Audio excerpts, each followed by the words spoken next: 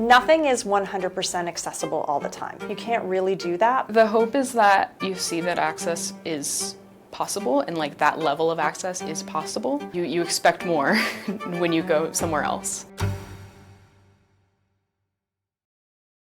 My name is Diane Nutting. I'm the Visitor Accessibility Manager for the Smithsonian Folklife Festival.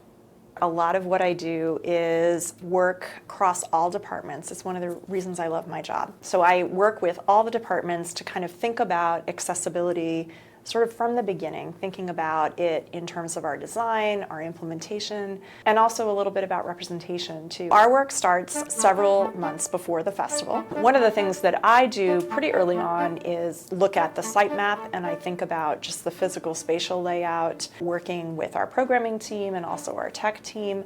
Also, I sit down with the programmers, and one of the first things I do is I ask them to tell me what the intended visitor experience is in each tent and in each space they're in.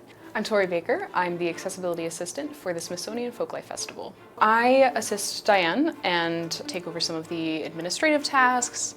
Accessibility covers all of the disabilities, and sometimes we'll cover things that you might not consider as disabilities. I use the phrase intentional invitation, and that's a phrase that I've used since I've started working at the festival here. What I mean by that phrase is really thinking about, I don't want someone to have to go through extra work to figure out whether or not we've considered that they might come to the festival.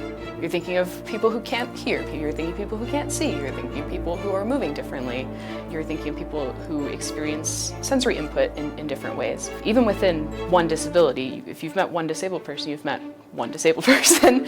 That's one experience out of many. So access is considering all of it. We have tried to improve and increase our accessibility every year.